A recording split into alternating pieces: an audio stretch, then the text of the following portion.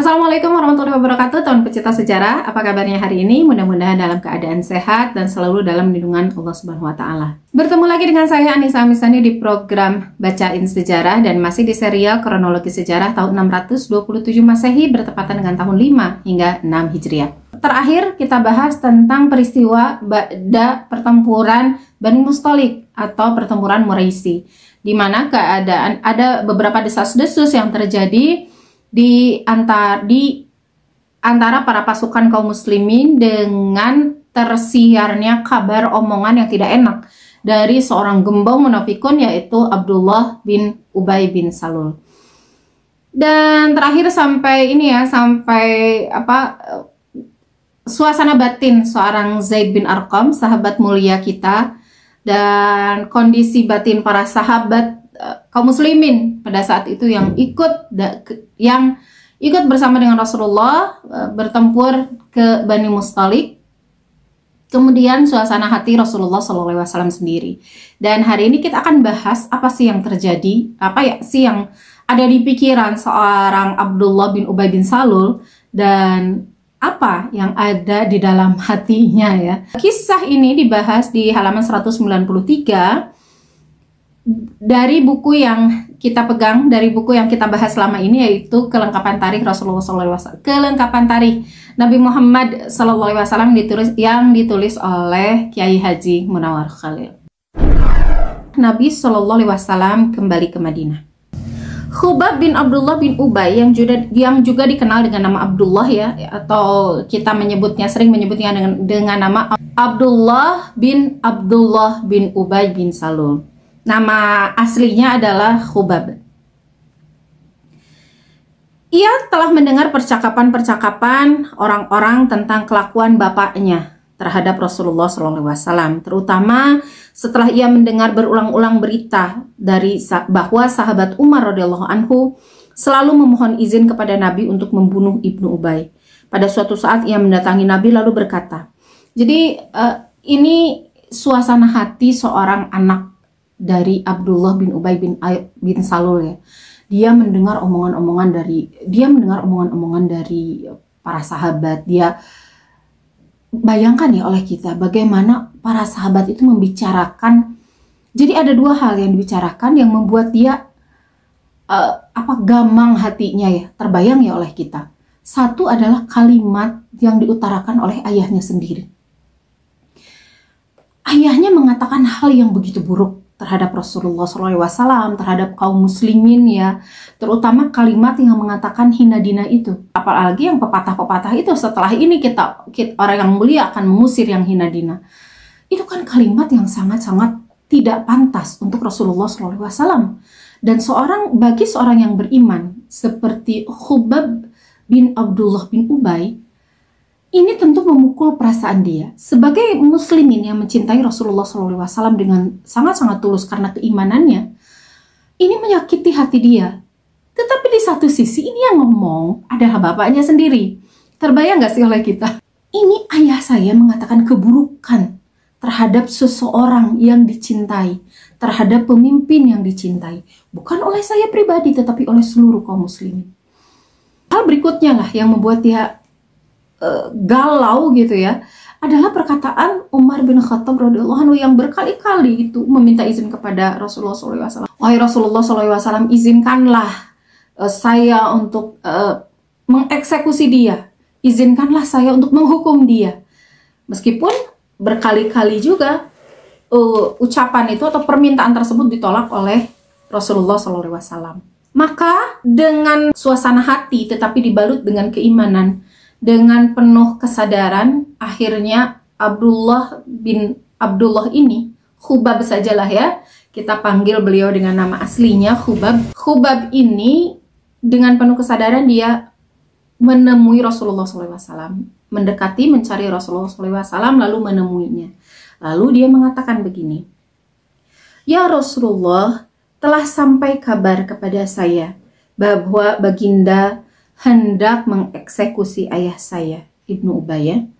Jika kabar itu betul, wahai Rasulullah, saya minta hendaklah Baginda perintahkan itu kepada saya." nanti sayalah yang akan membawa kepalanya kepada baginda. Demi Allah, golongan Khazraj sungguh telah mengetahui bahwa di antara mereka tidak ada seorang pun yang lebih berbakti kepada bapaknya daripada saya. Ya Rasulullah, saya khawatir kalau nanti baginda menyuruh orang lain supaya mengeksekusi bapak saya. Oleh karena itu, daripada baginda perintahkan kepada orang lain, lebih baik baginda perintahkan kepada saya. Ya Allah, sedih banget ya mendengar perkataan dari anak yang luar biasa ini. Jadi Abdullah bin Ubay, Khubab bin Abdullah ini adalah seorang yang di antara kalangan Khazraj, dan bahkan para sahabat juga sendiri tahu bahwa Khubab ini adalah seseorang yang sangat berbakti kepada ayahnya. Tidak ada rasanya orang yang lebih berbakti daripada Khubab ini. Tetapi di satu sisi, rasa baktinya ini ternyata ditujukan kepada orang yang salah lah. Tetapi bagaimanapun salahnya dia tetap sayang pada bapaknya. Normal ya. Sehingga perasaan yang bertentangan ini antara dia mencintai Rasulullah karena perkataan bapaknya memang salah. Tetapi dia juga tidak mau terjadi sesuatu pada bapaknya. Maka dia mengambil inisiatif. Rasa cintanya kepada bapaknya itu khawatir akan membuat dia merasa benci kepada orang yang nanti menjadi algojonya lah. Dia takut karena rasa cinta kepada bapaknya itu akan menjadi dendam yang dia pendam kepada sahabat yang nanti akan ditunjuk oleh Rasulullah SAW sebagai algojonya. Karena dia udah terbayang tuh sisi terburuk dari hukuman yang akan Rasulullah berikan. Karena memang ayahnya udah keterlaluan, dia tahu bapaknya udah keterlaluan. Dan bisa saja hukuman itu menimpa bapaknya kapan saja, gitu ya. Makanya dia datang kepada Rasulullah, ya Rasulullah, daripada nanti saya memendam kebencian terhadap sahabat, gitu ya. Ini ada dua makna ya, ini makna yang pertama. Maka biarkan saya yang menjadi algojonya. Sehingga saya tidak akan memendam dendam kepada siapapun, karena dia adalah bapak sayalah yang berhak untuk menghukum dia, gitu. Itu sisi yang pertama. Sisi yang kedua, makna yang kedua dari perkataan Khubab ini adalah dia tahu bapaknya salah dan dia menerima hukuman dari Rasulullah SAW atas bapaknya, gitu ya. Dia tidak akan protes apapun, bahkan kalaupun dieksekusi dia tidak akan protes. Dia memaklumi kalau misalnya Rasulullah SAW itu memberikan hukuman tertinggi lah kepada bapaknya. Nah, jadi kalau sisi pahit yang diambil, Abdullah bin Ubay itu dieksekusi mati, maka bentuk sebagai rasa cinta dan pertanggungjawaban seorang anak terhadap ayah, dia siap melakukan itu dan jangan berikan kepada orang lain. Untuk menunjukkan bahwa justru dengan cara itulah dia mencintai ayahnya, dan dengan cara itulah dia mencintai Rasulullah SAW.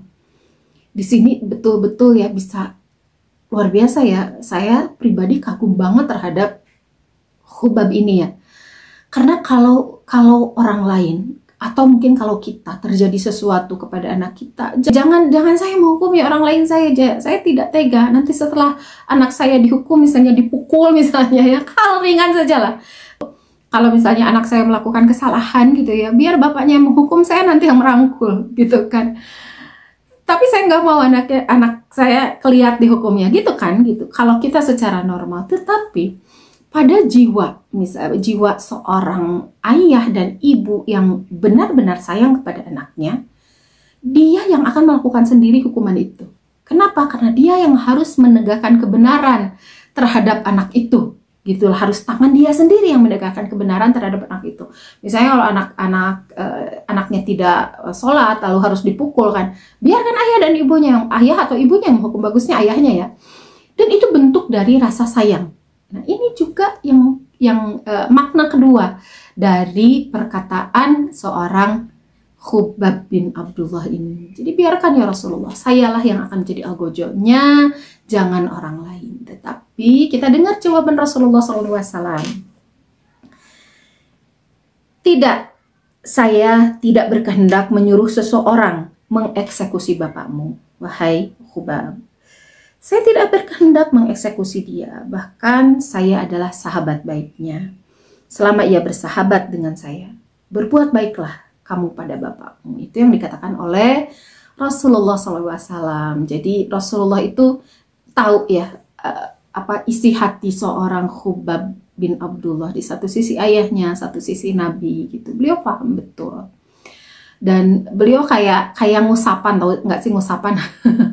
Kayak ngusapin kepala anak gitu ya, anak yang dia sayang gitu. Tidak, wahai Khubab, saya tidak akan menghukum bapakmu, apalagi mengeksekusinya. Belum ada perintah seperti itu turun gitu intinya. Dan saya akan jadi sahabat dia selamanya, selama dia pun mau bersahabat dengan saya gitu. Ini sekaligus juga memberi nasihat kepada Khubab bin Abdullah ya, bahwa sifat bapaknya itu memang salah gitu. Kalau bapaknya salah, kalau bapaknya memang betul berkata begitu, maka sifatnya salah. Dari perkataan ini ya, dari perkataan bahwa saya akan jadi sahabat bapakmu selama bapakmu jadi sahabat saya. Intinya gini, kalau misalnya ada sesuatu nanti dengan ayahmu dan akan turun perintah menghukum misalnya atau apapun itu, ya itu bukan karena kebencian dari Rasulullah SAW sendiri. Jadi sekaligus juga mempersiapkan mental seorang Khubab ini untuk menerima ketika suatu saat bapakmu sudah tidak bersahabat dengan saya, maka bersiap-siaplah jika saya nanti tidak bersahabat juga dengan dia. Gitulah ya, makna dari kalimat Rasulullah SAW. Lalu Abdullah menjawab, sungguh saya khawatir ya Rasulullah, kalau nanti baginda menyuruh orang lain supaya mengeksekusi bapak saya, lalu ia mengeksekusinya. Daripada begitu, lebih baik janganlah baginda meninggalkan saya, meninggalkan saya, suruhlah saya, dan sayalah yang akan mengeksekusi bapak saya. Inilah permohonan saya kepada baginda, ya Rasulullah. Lalu Rasulullah menjawab, tidak, selama bapakmu bersahabat baik dengan kita, maka kita bersahabat baik dengannya. Jadi Khubab itu meyakinkan kepada Rasulullah, wahai Rasulullah, insya Allah saya siap dengan segala kemungkinan itu. Dan kalau itu terjadi, kalau ada turun wahyu tentang penghukuman Allah terhadap bapaknya, maka ia meminta dengan sangat kepada Rasulullah, kalau itu terjadi wahai Rasulullah, saya siap dan berikan itu kepada saya. Berikan mandat eksekusi ayah saya itu kepada saya. Lalu Rasulullah meyakinkan lagi, selama bapakmu tidak memusuhi saya, kalau tidak terbukti, itu tidak akan diapa-apain. Tenang aja, gitulah. Kalau tidak terbukti, tidak diapa-apain. Selama bapakmu bersahabat, kita juga bersahabat dengan dia. Itu juga ditekankan kembali oleh Rasulullah SAW. Ini, Masya Allah ya, kalimat-kalimat dari para sahabat ini ya, ini kalimat-kalimat zaman dahulu ya. Bahasa-bahasa yang diucapkan memang bahasa-bahasa yang tidak vulgar. Maksud vulgar itu yang apa ya, yang bahasa sebenarnya gitu. Tetapi mereka paham apa yang dimaksud gitu ya, bahasa-bahasa yang sopan dan bahasa-bahasa yang menyiratkan makna yang sangat mendalam gitu kan. Bahasa-bahasa kiasan, bahasa-bahasa seperti itu kan maknanya justru lebih mendalam daripada bahasa-bahasa yang sebetulnya dipakai oleh anak-anak zaman sekarang ya, atau yang tersebar zaman sekarang, yang bahasa-bahasa letterlock gitu, yang dipakai tidak ada bahasa-bahasa kiasan. Itu justru maknanya tidak dalam gitu, hanya sebatas kalimat itu saja. Tetapi bahasa kiasan, bahasa seperti ini, bahasa-bahasa yang tidak keras gitu ya, bahasa yang tidak keras tetapi maknanya justru lebih kena dan lebih mendalam, baik kepada mereka yang berbicara, sahabat gitu ya, di antara mereka juga kepada kita yang sekarang menyimak apa yang mereka bicarakan, apa yang mereka sampaikan. Luar biasa ya. Di sisi lain, ketika kan ini rombongan ya, tidak ketika di sini ketika di sini ada peristiwa, di sana juga ada peristiwa-peristiwa yang lain gitu ya. Nah, di sisi yang lain, ini Abdullah bin Ubay dan komplotannya ini karena sudah karena mereka bawahan-bawahannya Abdullah bin Ubay, karena atasannya melakukan hal seperti itu, mereka pun melakukan hal yang sama. Jadi bukan hanya Abdullah bin Ubay sekarang nih, Dia dan rombongannya sekarang yang menyebarkan desas-desus yang tidak enak, yang menyebarkan kalimat-kalimat bisikan-bisikan, tapi kalimatnya itu tidak enak. Tidak enak dalam makna apa? Dalam makna ejekan-ejekan kepada Rasulullah SAW. Contohnya di satu peristiwa yang terjadi di mana Rasulullah SAW itu kehilangan kuswa. Kuswa ini adalah unta ya, unta yang dibeli dari Abu Bakar ketika peristiwa hijrah. Kan Rasulullah meminta Abu Bakar menyiapkan 2 unta. Maka Abu Bakar menyiapkan 2 unta. Setelah disiapkan 2 unta, Abu Bakar meminta Rasulullah untuk memilihnya. Dan Rasulullah memilih si kuswa ini. Kuswa ini oleh Rasulullah dibeli dari Abu Bakar. Meskipun Abu Bakar enggan untuk menjualnya. Karena memang disiapkan untuk Rasulullah dan akan diberikan secara cuma-cuma. Tetapi sebagai seorang sahabat yang paham dan baik gitu ya, Rasulullah SAW memaksa Abu Bakar untuk membeli unta itu. Unta ini, kuswa ini namanya, pada peristiwa, pada suatu malam itu hilang. Di kejadian ini ya, ini hilang nih. Jadi peristiwanya ini sudah tadi, kan istirahatnya siang hari ya. Istirahatnya itu siang-siang lalu tertidur gitu ya. Dan setelah pas sahabat istirahat, ini kejadiannya sudah malam hari, untanya hilang, unta Rasulullah hilang. Dan para sahabat sibuk tuh nyari-nyari, di mana ya kuswa, di mana? Wah, nyari-nyari para sahabat di daerah itu. Nah, momen ini dipakai juga oleh orang munafik. Ini kalau sama kita tidak terbayang ya. Ada satu momen yang akan dipakai oleh orang untuk menyebarkan kebencian. Padahal ini momen yang menurut kita biasa aja, ini momennya kayaknya tidak ada yang perlu dibumbui gitu ya. Tapi di kepala orang munafik ini bisa jadi bahan pertengkaran. Jadi ketika kuswa itu hilang dan para sahabat mencari-cari, ini orang-orang munafik, salah satunya yang bernama Zaid bin Salt ya, dia bilang gini nih pada orang-orang sekelilingnya. Katanya Nabi kok tidak tahu hal yang gaib? Katanya Nabi masa tidak tahu di mana unta? Sekedar cuman unta, masa dia nggak tahu? Masa dia bisa kehilangan unta? Orang dia Nabi gitulah ya.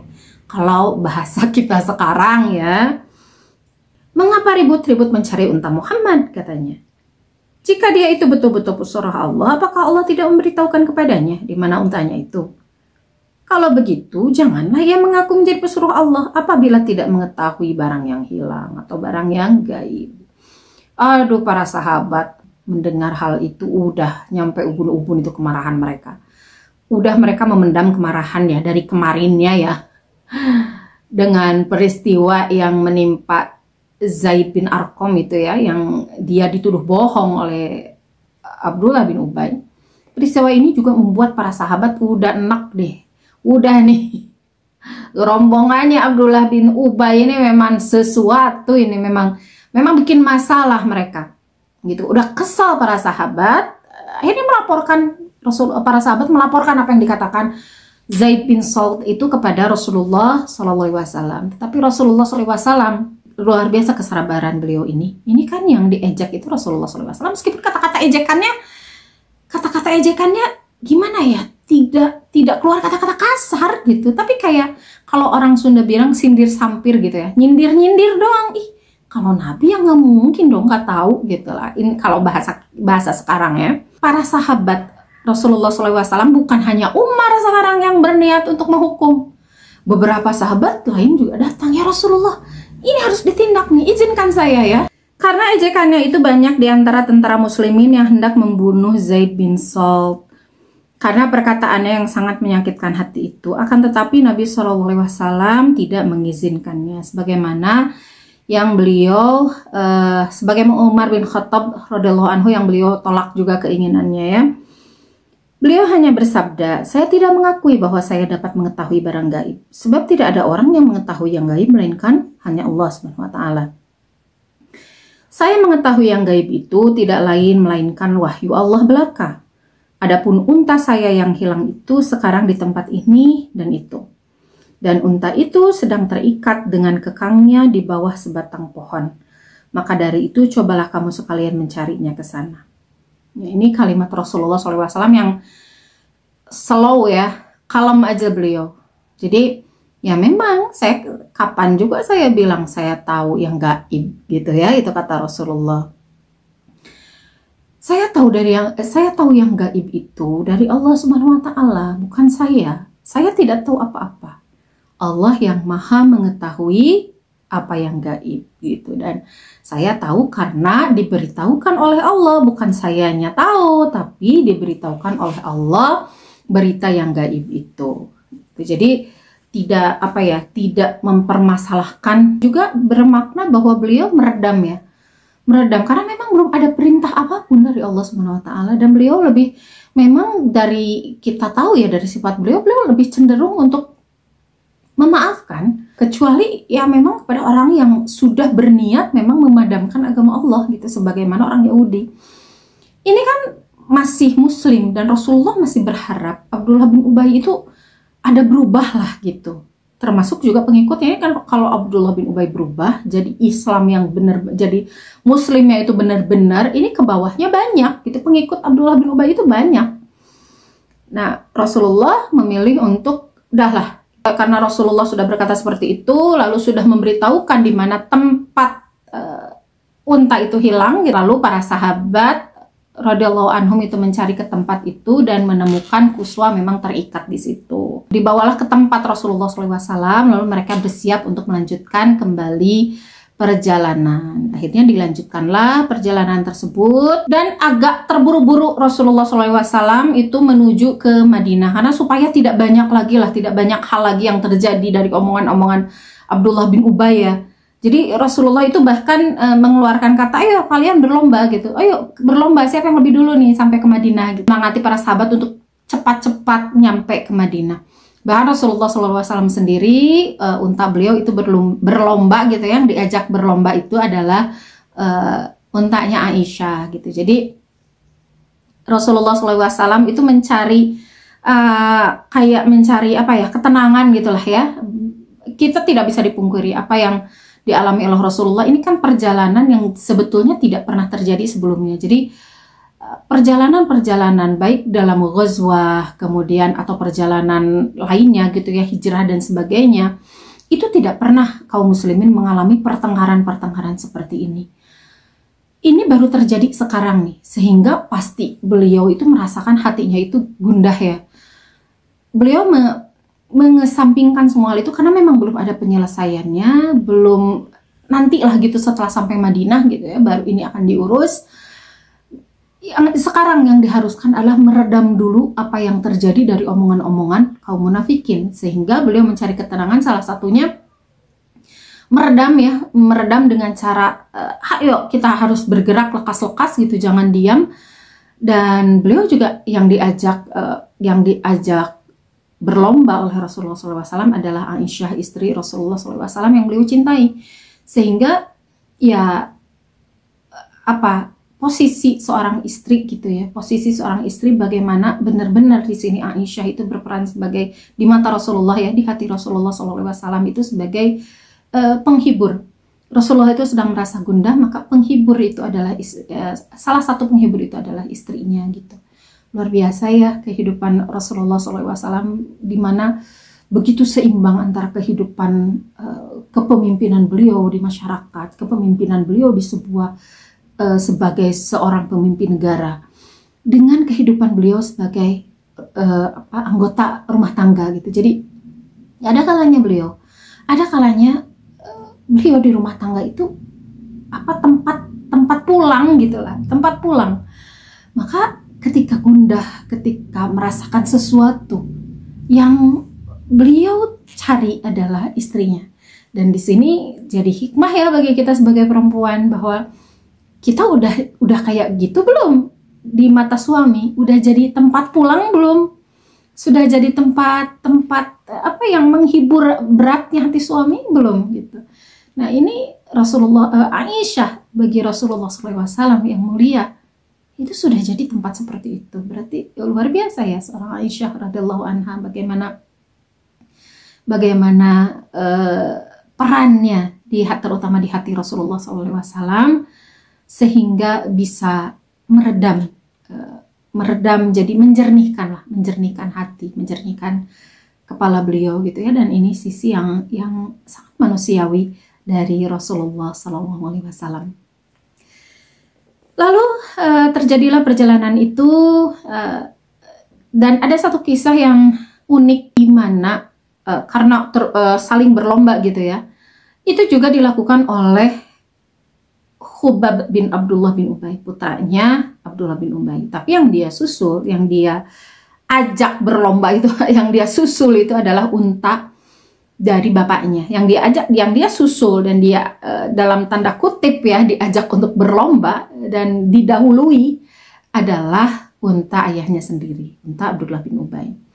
Lalu cuma dia itu menahan, jadi ayahnya mau berjalan cepat, untanya dia tahan supaya menghalangi gitulah, supaya perjalanannya itu terhambat oleh dia gitu. Dia ini posisi sudah hampir dekat dengan Madinah. Bapaknya dihalang-halangi begitu, nanya kan, ngapain sih kamu?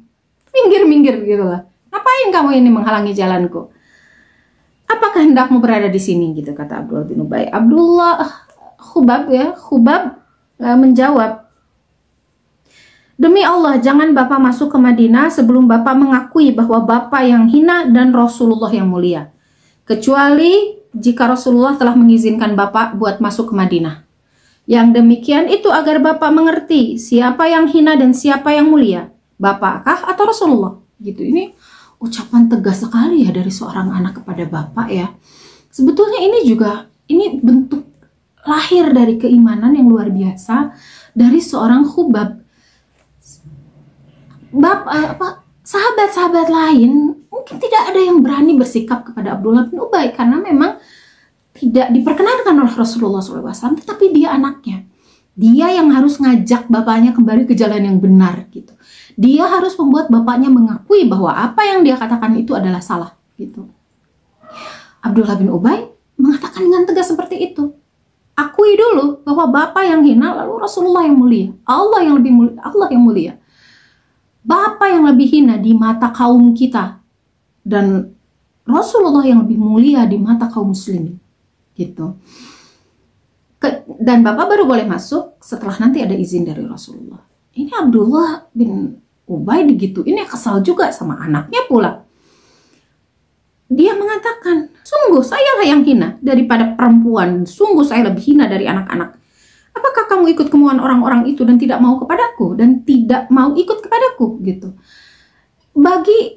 Bagi orang yang pendiriannya sangat kuat ya, apa yang dikatakan Abdullah bin Ubay ini ciri khas orang munafik gitu. Kalau orang kafir atau kalau dari keyakinan, lahir dari keyakinan, misalnya orang musyrik atau orang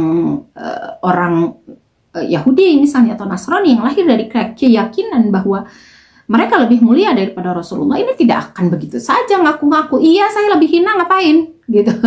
Terus kenapa gitu ya. Kalau Abdullah bin Ubay ringan aja, dia ringan aja ngatain, sekali dia beriman, sekali dia tidak, sekali dia mengatakan Rasulullah hina, sekali dia mengatakan Rasulullah mulia. Bagi dia mudah aja pindah-pindah seperti itu. Luar biasa ya orang munafik ini, luar biasa aneh gitu, aneh orang munafik ini. Jadi hatinya itu disimpan di mana, kok bisa pindah-pindah semudah itu gitu. Dan dia mengatakan, ya saya yang hina lebih dari perempuan, saya hina lebih dari anak-anak.